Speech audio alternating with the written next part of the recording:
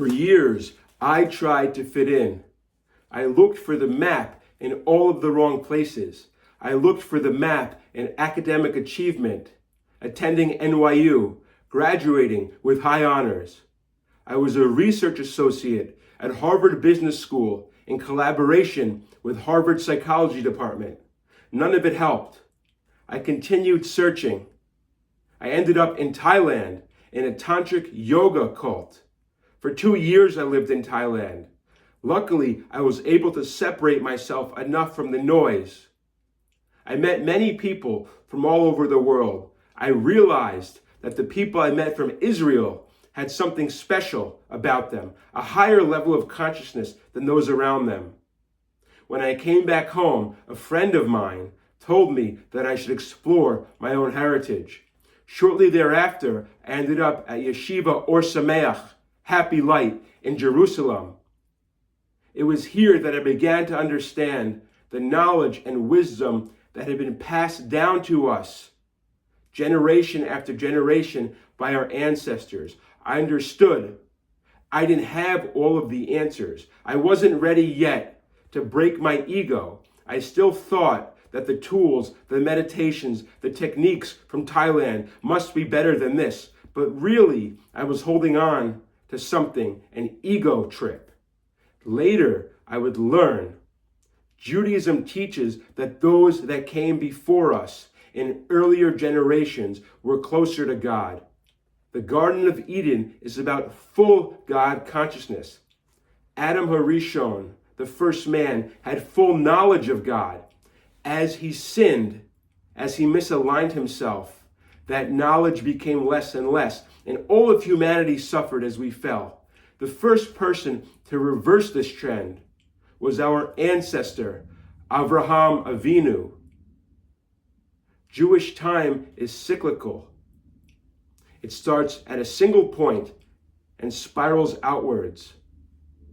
Avraham Avinu reversed the trend of separation from God, and we've been moving closer and closer since. The Jewish nation were brought out of Mitzrayim, Egypt, with a unique and rare opportunity, a gift, a charge, a job to bring God into the world. The Torah represents an open revelation of God at Mount Sinai. More than 600,000 Jewish souls witnessed this mass revelation of God. This was the first time in history that God broke himself openly into the world in front of people, and he gave us a document with mitzvot. Mitzvah, the root word of mitzvah, is not a law or commandment. The root word is to connect. When we do a mitzvah, we connect with God. We bring ourselves into alignment with him. It's a strong bond. The idea is to bring God into the world by connecting with him, by drawing him down, and therefore lifting ourselves up. Importantly, Moshe Rabbeinu tells us, do not think that this is high above you in the heavens or far across the sea, that it's, God forbid, unreachable for you. No, it's reachable for you. It's reachable for each and every one of us. That's the whole point. That's the whole idea that we have a Torah to learn from. It starts with a will, a ratzon, a desire.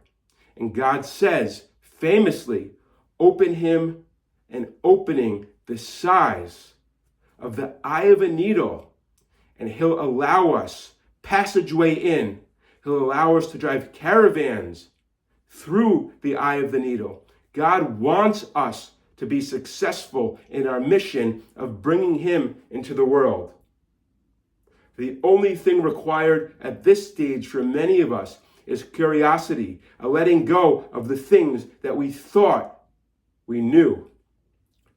If you haven't achieved the success you want, or maybe you have achieved the success you want, but you find yourself wanting for more, there is a map, there is a guide. It's the Torah. Our ancestors have risked their lives for generations to bring it to us. The value of knowledge can be seen in how much people paid or risked their lives to bring it to us. For generations, our ancestors carried Torah scrolls out of war-torn countries, through pogroms and holocausts, through persecution. I don't know of anybody who risked their lives to carry a psychology textbook or a PhD dissertation out of a war-torn country. The value of knowledge, of the Torah knowledge, is evident in how much people risked and sacrificed to bring it to us. Look around at the people who have spent their lives studying Torah. They have large families, they have wealth, they have light coming out of their face. They may not look like the typical Western picture of success, but look deeper. Ask yourself, do you want what they have? Does their knowledge seem interesting to you? If there's a spark of interest in you, follow that spark.